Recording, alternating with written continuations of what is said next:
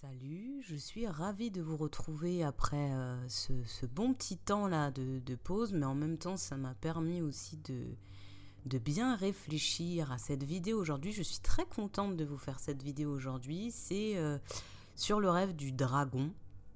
Alors, moi personnellement je suis assez fan des dragons, j'adore ça. Alors, quand au cinéma je vois un film où il y a des dragons, je cours.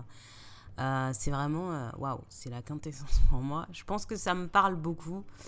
Je pense que ça parle à beaucoup de personnes aussi. Et aujourd'hui, donc, je prends plaisir à avoir fait tout ce descriptif un peu sur le rêve du dragon. Donc, on y est. Donc, la partie 1, on va parler origine, métamorphose du dragon. Donc, le dragon, finalement, symboliquement, est un artefact transformatif dans le sens où il part de la base d'un serpent qui s'est en quelque sorte auto-engendré, métamorphosé. Bon, en tout cas, c'est moi qui le dis. Donc voilà, prenez ça entre guillemets. Mais moi, c'est comme ça que je vis ce rêve du dragon ou cette symbolique du dragon. Donc, la métamorphose de ce dernier est le lieu de la blessure de celui que l'on considérait vulnérable et qui s'est vu abusé. Et c'est dans le noir, parce qu'il y a chez le dragon une notion d'ombre de noir, que quelque chose se transforme, se dévoile et grossit. Le dragon vient étymologiquement du mot, bon vous verrez que c'est pas de nulle part que je sors ça, hein, donc draco et dracon, du latin draco lui-même issu du grec donc ancien, je vous lis pas le grec, donc dérivé de quelque chose en prononciation, d'erkomai, je sais pas. Donc ce qui veut dire voir clair et qui signifie aussi gros serpent. Donc, paradoxalement, donc ce serpent, vous voyez la vue, c'est pas le hasard. Le serpent aussi, on a ses yeux avec une forme assez, voilà, pour l'homme, ça c'est quelque chose qui est fort symboliquement. Donc cette vision claire, perçante. Et là, on retrouve un peu cette notion sur le dragon, qu'on pourrait appeler une grosse forme de reptile. Bon, voilà.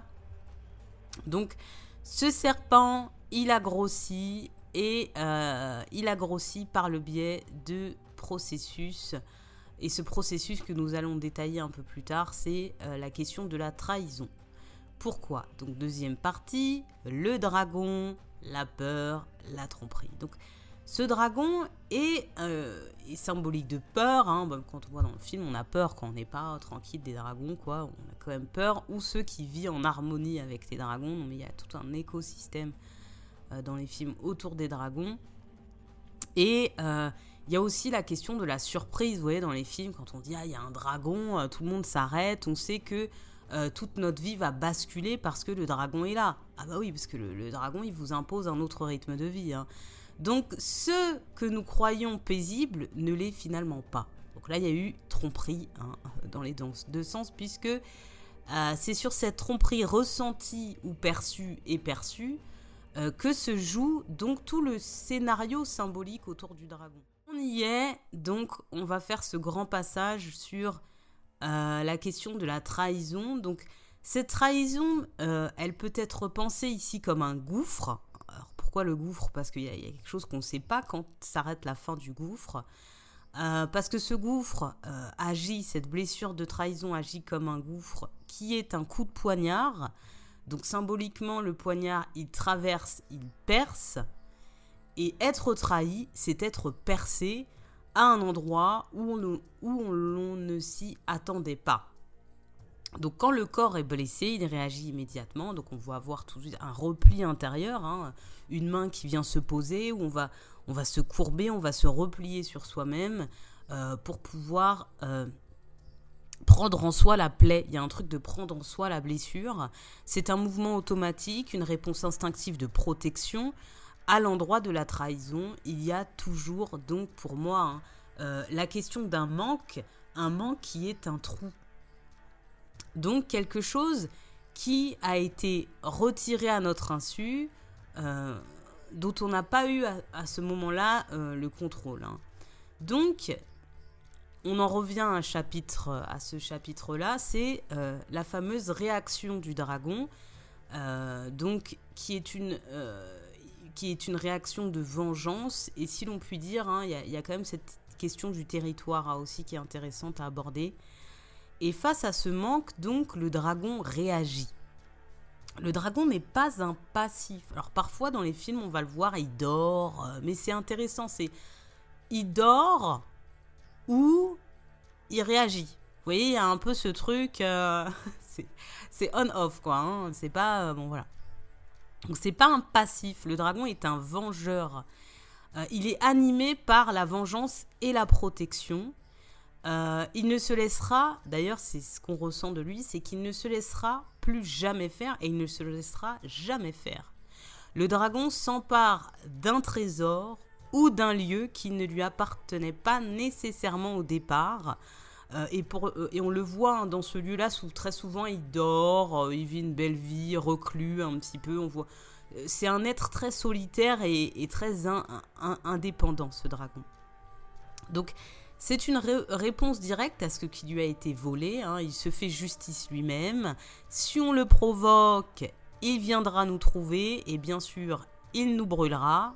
C'est le juste narratif des choses. Hein. Donc, et pour parler du feu, hein, c'est très important, cette question du feu n'est pas anodine parce qu'encore elle renforce la symbolique. Ce feu naît de blessures répétées, d'accumulation successive. Ce ressentiment s'accumule comme dans un sac et son corps s'est transformé en une réserve d'énergie, de colère.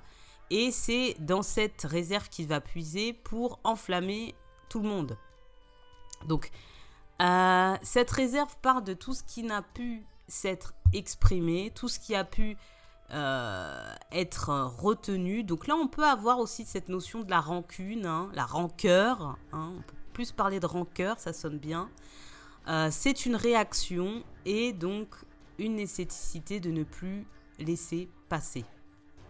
Donc, pour revenir à cette histoire de rancœur, on parle du cœur de dragon et de sa vulnérabilité. Vous comprenez que dans nos films, alors moi j'adore Smaug. Alors, Smaug là dans les Hobbits c'est parfait parce que c'est vraiment la quintessence de la symbolique du dragon. Donc la seule manière de pourfendre ce dragon et de le désactiver, c'est de retrouver son cœur, car c'est ce dernier qui alimente le feu. Retrouver sa vulnérabilité, permettre de mettre un terme à son désir donc de vengeance et à sa protection exacerbée. Alors, dans d'autres films, ce qui est intéressant, c'est que les personnages vont apprivoiser le dragon, vont devenir son égal, son ami, et du coup, ce feu du dragon va plutôt servir à protéger un tout. Et je vais parler de ce chapitre 8 c'est pour moi le plus important par rapport au dragon, hein, vraiment, de ce que j'ai pu analyser de ce vécu, c'est la question de la suridentité et de l'hypervigilance et l'armure. Donc, le dragon peut aussi illustrer notre sentiment de vulnérabilité, notre besoin de nous sentir protégés par plus grand que nous. Il est signifiant de parler ici d'un manque de référent protecteur. C'est comme une surpersonnalité qui va ressurgir pour nous protéger, une suridentité, une édification ou un renforcement narcissique devant être suffisamment puissant pour faire face aux potentielles humiliations d'un autre.